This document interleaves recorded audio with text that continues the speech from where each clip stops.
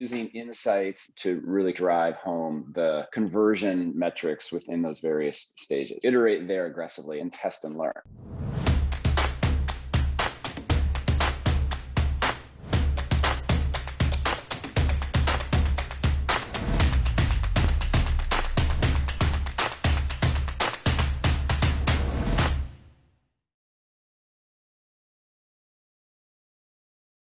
My main approach to it is that revenue is generating it is more a systemic approach, thinking about longer term outcomes and impacts you can have on your customers.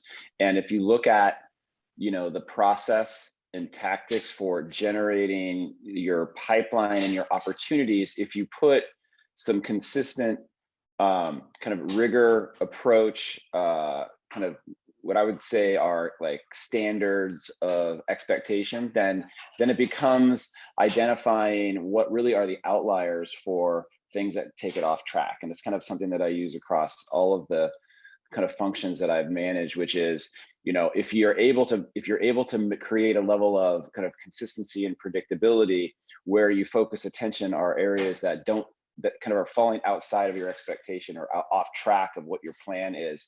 And that allows you to narrow your focus to impacting those to get them kind of back on track. So if revenue is something that you need to have predictability around, then you need to have a consistent and predictable approach to generating all of the kind of necessary activity volume, opportunity development across the various stages. And so that's kind of how I look at it.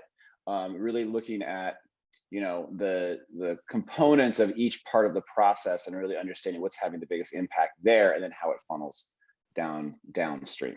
So trying to take the magic out of it, or the I would say the personal variability out of it as much as possible, which you're never going to get all that out because it is a human interaction type of endeavor, but at least in the business that we're in. But if you can remove as many of those variables as possible, it allows you to have more predictability. So. Yeah, makes sense. We have our framework, then we can see when things are erring from the framework, and that's how we get to repeatability. But one of the big things that causes unpredictability is high growth. It's tech, it's SaaS. This stuff changes really quickly. Yeah. So how do you keep frameworks in place with that context in mind? Yeah, I mean, I think there at the same time, it's not getting too attached to one, recognizing that you're constantly having to improve what you're looking at, but at the same time, I don't make a lot of aggressive changes.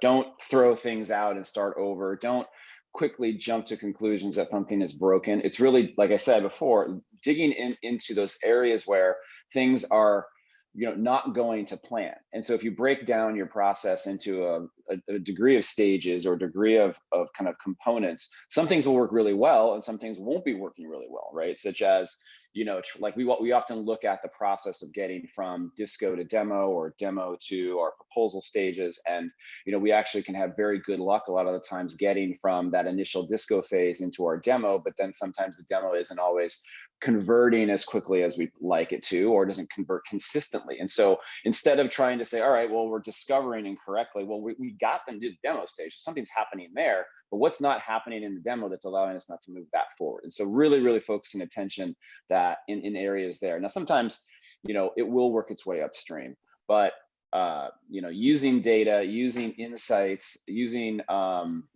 of an understanding of what our outcomes need to be to really kind of drive home the conversion metrics within those various stages, and just iterate there aggressively and test and learn without getting too attached to a particular approach. It allows us to kind of be more flexible. So I think the other ways we do it is I really try to put a lot of ownership in the individuals, the team members, the AEs, the SDRs, to really kind of focus in on what those kind of conversions need to be, right? Versus the details within the phase, whether it's like scripting or saying the right things or having kind of too many kind of programmatic elements. Now we do have a lot of that, and we certainly do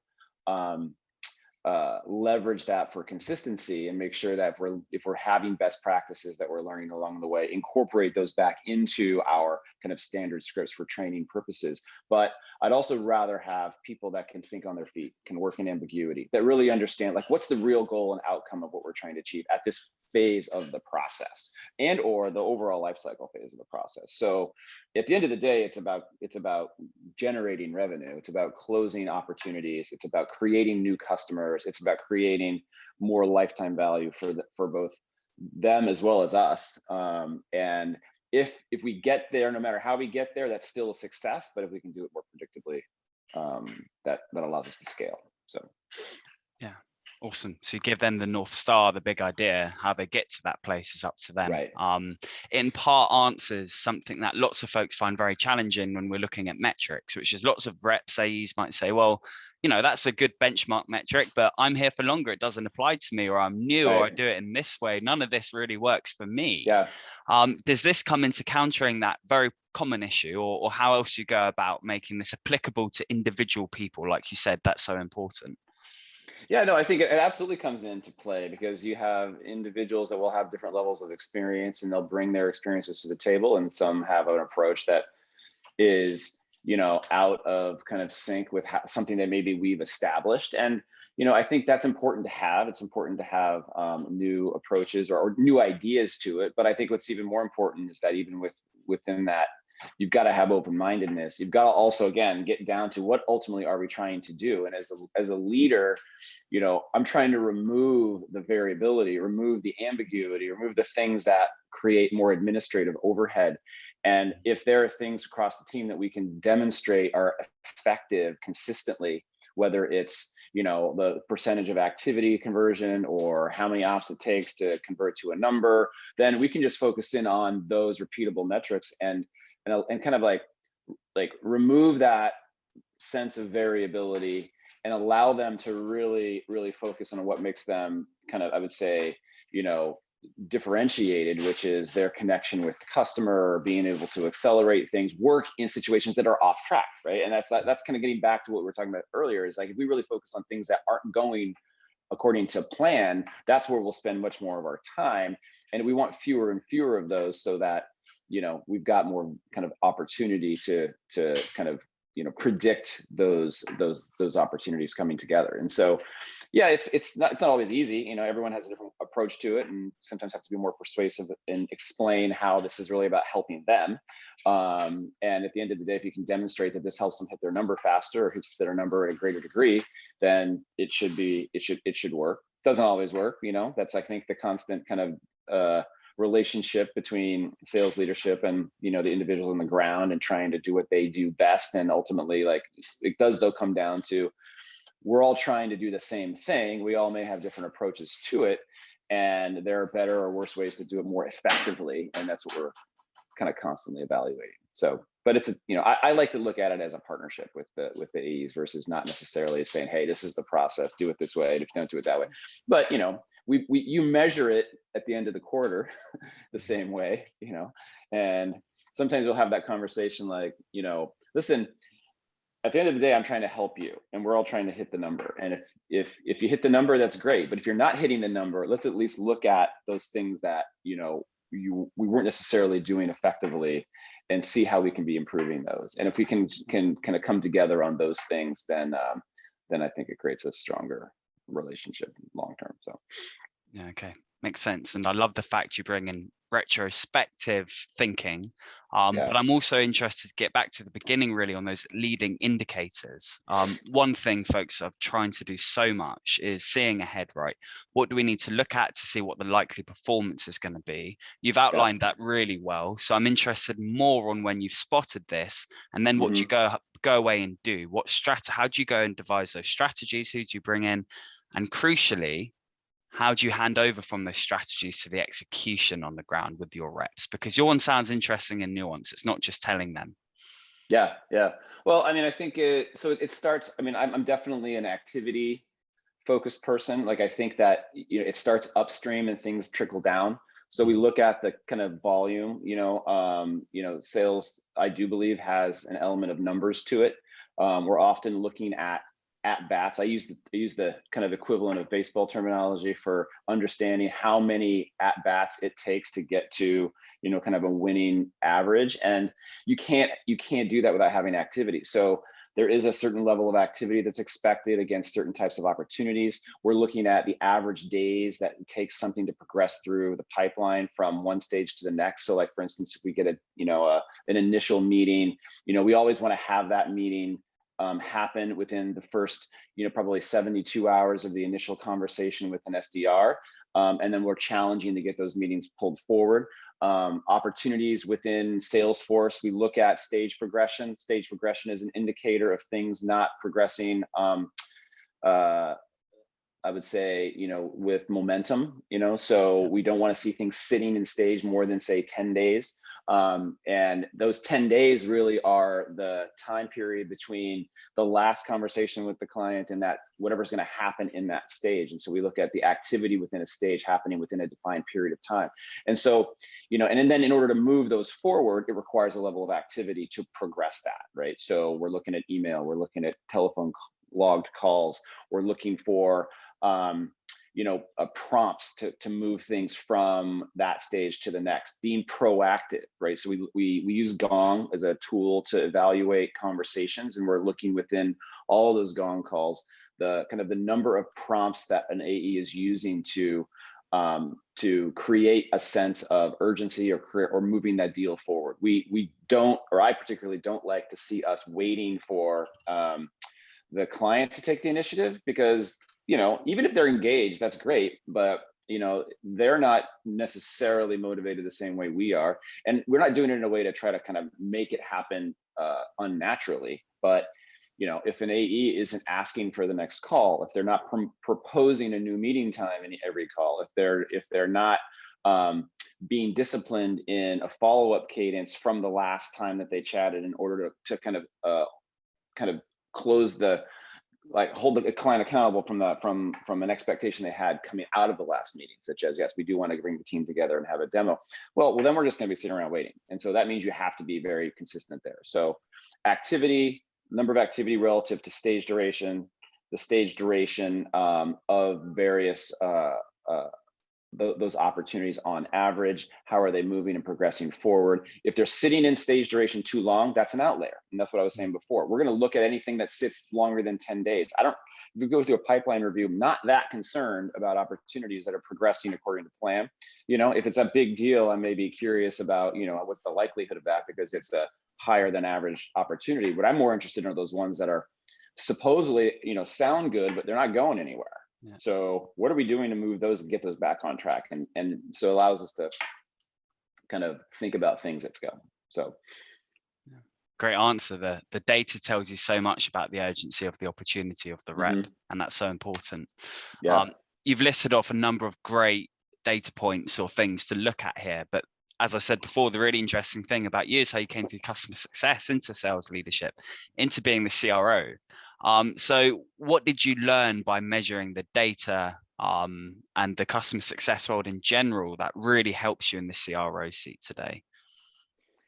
I mean, I think the most important thing about it is being proactive. It's being ahead of where you want the relationship to go. And if you're always reactive, then you're going to be kind of playing from behind. If you're preempting a situation that's going to happen, you can anticipate it. You can do things to prevent the situation from degrading further. And this is something that happens in customer success a lot, because in customer success, it feels like you're constantly putting out fires. You're constantly preventing a situation from becoming negative. Like, in fact, the word churn, I think, even has that connotation with it, right? Like, customer success is often about churn reduction. Well, it's a tough job to be in all the time if you're constantly operating from the negative. So we looked at, or at least I've always looked at, customer success as an opportunity to expand revenue as opposed to reduce churn. And it's a combination. But the only way that you can expand revenue is by thinking proactively about where that revenue expansion is going to come from. And that means that you're anticipating where challenges will creep up so that you can deal with those and you can get a client back onto a growth path. you are having regular conversations with clients, whether it's through executive business reviews or training sessions that are proactively, prompted and pushed by recommending better engagement strategies for the platform that you're leveraging, so that when you have a renewal conversation, you're coming from a position of strength, and that strength allows you to talk about, okay, where are we taking this next? And we do that every quarter.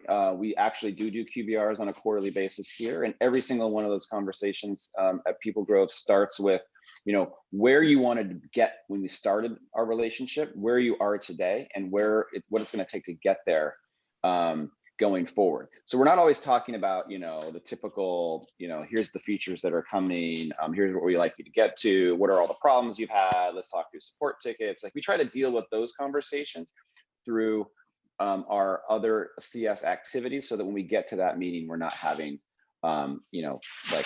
we're preventing those types of kind of negative conversations from happening. And if we know that they are going to happen when we go into that conversation, then we're not waiting till we have that kind of quarterly session to address them. They're addressing. So that level of kind of proactivity is the thing that comes into sales as well, because if we're being proactive, if we know exactly what the outcome of all of our conversations should be through the sales process, then it should almost feel like we're road mapping this deal for the client. And so if we're road mapping this opportunity, this deal going forward, it starts from discovery. We know what we want the outcome of that discovery call to look like. We should understand the answers that we want to get from the questions that we're going to ask, from the probing pain points we're trying to extract, so that we have the right positioning for it at the next stage. Our ability to discover is about putting them into that proactive path. And so I think good sales approach, process, leadership is going to be already knowing what the path to revenue looks like and evaluating where the deal is on the path to that at every point in time. And that requires data to understand, that requires anticipating what we want our answers to be able to get to the next stage, but also anticipating where the objections will be, where the roadblocks will be, right? Knowing, like, if we know our customers well enough, if we know our the segment that we operate well enough, and we operate primarily in kind of higher ed right now, we know that a client might say we'll close in July, but we haven't talked to procurement, we haven't talked to IT, we haven't done any contracting. We know that if that in those particular instances could take 3 months. So we'll get ahead of that on purpose with them, so that those things can't take us off track. And that's about being proactive. So now we're actually helping the client get to that point. So to me, that's the thing that I bring to the table that I've always brought relative to my experience in CS is, how do you operationalize the approach to it, be prescriptive and proactive in our engagement with them, so that we have a higher opportunity of kind of knowing whether this is going to be successful or not. So those two answers tied together beautifully, but I want to pick up on one specific thing you said there, which is that, with those meetings with customers, you think about, well, what did you want when you started this journey with us? It sounds like such an important question to make sure it's a continuous process from sales to CS and a great handover. And I want to just open up that a little bit more. Yeah, no, I mean, I think that's a fundamental component of our kind of client relationship strategy. It starts with the first time that we talk with a prospective customer. Our discovery process isn't about understanding whether or not we have the tools that a client's looking to buy.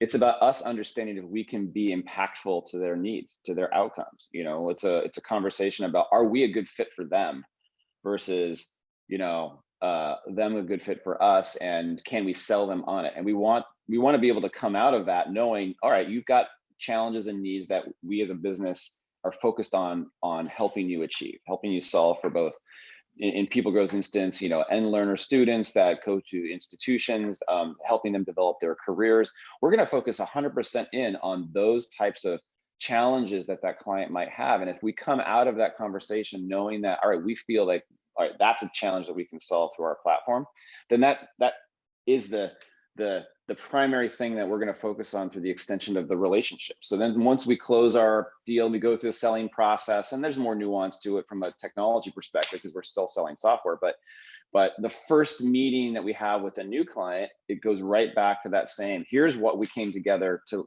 do together. It was, to drive a certain level of engagement of your alumni audience, to help them develop their lifelong learning possibilities and provide more value to you as an institution and to them as learners in your relationship. So we target there, and then there's some tactics that'll go with that. And then we kick off our implementation, and then we get live, we go back to our first QBR, we go right back to that. Where are we? Now we're starting to use the data that we're collecting from our system to prove and to evaluate how we're progressing towards that. But that's going to be the measure of performance that we evaluate ourselves against with our partners. And by always coming back to that, it allows us to also deal with the things that take us off track with any kind of software client SaaS relationship where maybe we don't have a feature that they wanted, or maybe there was a support issue that didn't go well, right? And those can be considered, those are things that we will address, and we certainly want to make sure that there's a level of satisfaction there. But we're also going to anchor back towards, but how are we doing generally? How are we hitting what it is you needed to hit, and are we outperforming? Are we really want to focus our efforts there? Because we're not perfect and we can't be everything to everybody. And there's always going to be those things that you have to kind of address outside of that. But if we can kind of anchor it centrally, then it develops that strong partnership that allows us to then scale and grow together